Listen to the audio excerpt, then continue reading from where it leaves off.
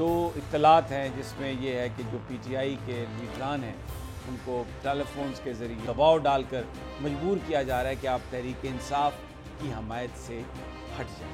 یہ بات روز روشن کی طرح یہاں ہے کہ یہ 20 کی 20 سیٹیں ہم جیت رہے ہیں۔ میں نام نہیں لیتا مگر چند کینڈیڈیٹس تھے جنہوں نے آ کے خان صاحب کو یہ کہا کہ ہم آپ کو انٹرویو دینے آ رہے تھے، ان نون نمبر سے کالز آئیں اور کہا گیا کہ آپ آزاد لڑ لیں، پی ٹی اے کے ٹکٹ پہ نہیں آپ نے لڑنا الیکشن۔ ضمنی انتخابات ہیں جو ہراساں کیا جا رہا ہے، جیسے کل شرافت کو اٹھایا گیا، ایاز امیر صاحب کو مارا گیا، اور بھی جو اطلاعات ہیں جس میں یہ ہے کہ جو پی ٹی آئی کے لیڈران ہیں ان کو ٹیلی فونز کے ذریعے ان کو اور جو ریاستی طریقے ہوتے ہیں ان دباؤ ڈال کر مجبور کیا جا رہا ہے کہ آپ تحریک انصاف کی حمایت سے ہٹ جائیں۔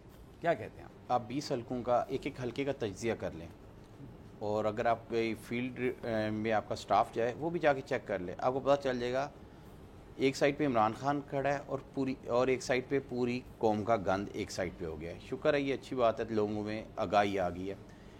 ایک حلقہ ایسا نہیں جہاں اس وقت ہمیں 60 یا 70% سے کم ووٹ پڑ رہے ہوں۔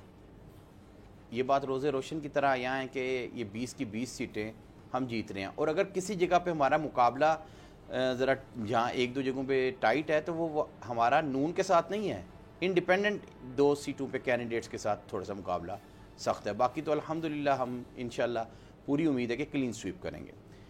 جو خان صاحب نے یہ آج باتیں کی اس کا پس منظر ہے، خان صاحب نے انٹرویو لیا، اس بار انٹرویو لے کے ساری ٹکٹیں دیں، تو کچھ کینڈیڈیٹس، میں نام نہیں لیتا مگر چند کینڈیڈیٹس تھے 3-4 جنہوں نے آ کے خان صاحب کو یہ کہا کہ ہم آپ کو انٹرویو دینے آ رہے تھے، ٹکٹ کے لیے اپلائی کر چکے تھے۔ جب ٹکٹ کے لیے اپلائی کیا تو اس کے بعد سے ہمیں ان نون نمبر سے کالز آئیں اور کہا گیا کہ آپ آزاد لڑ لیں، آپ پی ٹی اے کے ٹکٹ پہ نہیں آپ نے لڑنا الیکشن۔